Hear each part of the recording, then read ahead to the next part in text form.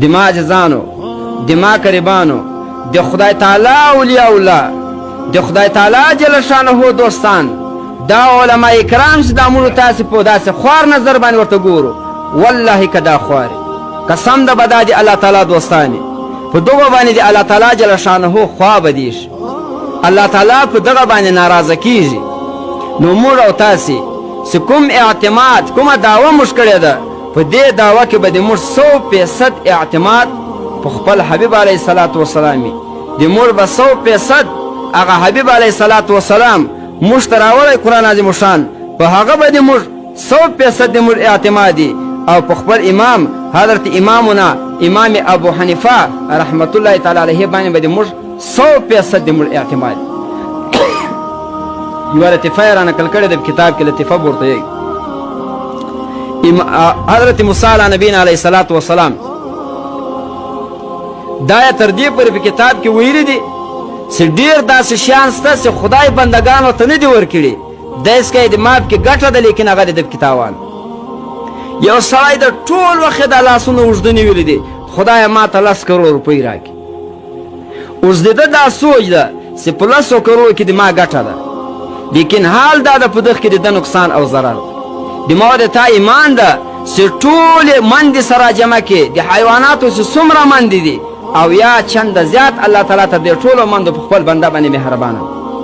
اوس یوه مور ته چې دا معلومه وي چې په د خوراک کې د ما د بچي دپاره نقصان ده دا خپل بچي ته دا نقصان ورکوي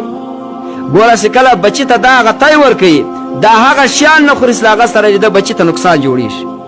اوس الله چې کوم سماو تا ته نه راکوي موږ به دا نه یو چې موږ یې اهل نه یو د ما پکې ګټه وله نو الله تعالی نه کړو را موږ به دا یې چې الله دا کوم حال چې تا په ما باندې راوستې دی په اسلام کې په دې کې 100% د ما ګټه ده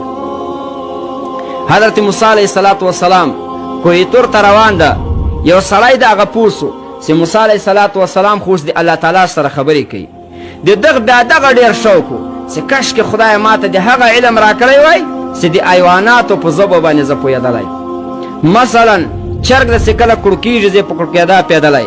سپی د چې کله غپېږي زه په غپېدا پیدلی دغسې نور هغه جانورات د هغسې څومره انواوې دي په هغو ټولو په غږېدا باندې زه پیدلی ډېر به شو موسی علیه السلام ته یې وویل ای موسی ته کلیم الله او پوهېږم هم په دې باندې چې ته کوهی تور ته روان یې د الله تعالی سره خبرې کوې خو د ما به یو سوال الله تعالی ته کوې موسی علیه السلام ورته وویل څه شی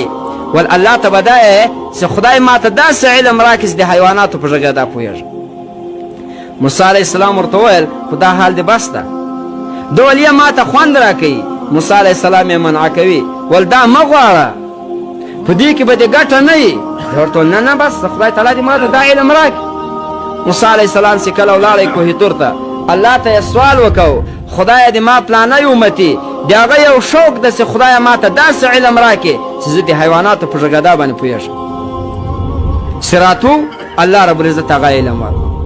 د چرګ په غږېدا د سپي په غږېدا د پشو په میاو میاو یعنې چې څومره حیوانات یې په هر څه باندې پوهېدو مړۍ یې وخوړله سهار یې ناشته وکوله چې مړۍ ځینې پاته سوله دغه اتامونه دا یې راواخیستل دا یې داسې غورځار کړل چې کله یې دا غورځار کړل چرګه ورته رامنډې کړو سپی ورته رامنډې خو چې سپی راتو چرګ ټوپ ورخطا کړو هغه د مړۍ هغه ټوکری دا یې ځینې واخیست سپي غږ پرې وکاوه او چرګه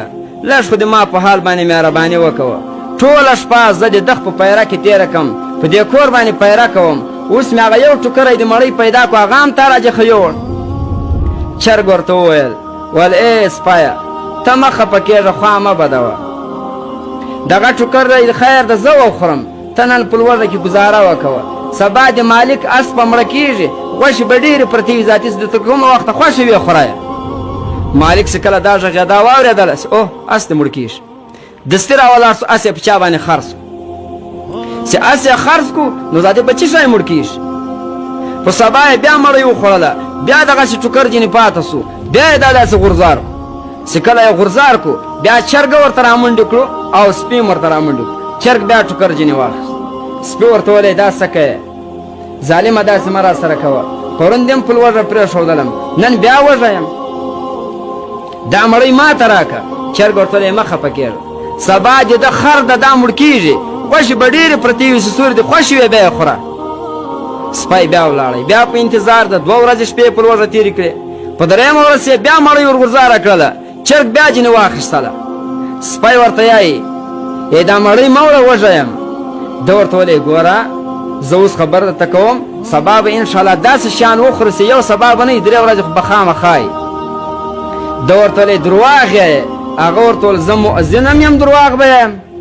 زه خو دا اذانونه کوم خلک د خدای عبادت ته راپورته کوم. ول څه کېږي؟ ده ویل د ما د تا مالک به مړ کېږي سبا، مالک به ځان خرڅوي څه به کوي. دغه مالک منډه کړله حضرت موسی علیه السلام ته ورغلی. موسی علیه السلام خو دغه وړ کیسه پیښه شوله. موسی علیه السلام چې ولید ملک الموت هم ورته را روان و، عزراییل علیه السلام. له عزراییل علیه السلام یې پوښتنه وکوله. عزراییل علیه السلام ورته وویل چې ما ته الله تعالی وویل چې ته به ورځې په پلاني کور کې یو مرګ یې ما ته پلاس را کړی و چې دا مرګ به په یو چا باندې واقع کوې. په اوله ورځ خدای تعالی اس را وشو چې کله دا اس مړ سوی وی بس دا نور کور خلاص. دا اس خرڅ کړو، په سبا یې خر را وشو، که په خره باندې دا مرګ واقع سوی وی دوی خلاص و. اس ولاړی، خر ولاړی، نن واری د دې د به زه خامخا روح قبض کوم. اوس دا تر دې درته یم چې مسلمانانو د خدای تعالی جل شانه چې کوم څه مشترک کړي دي په دغو ټولو کې د موږ خیر ده، په دغو ټولو کې د موږ نفع ده، خو خالص صرف دا چې موږ ته خدای تعالی ژوند په اسلام کې راکړي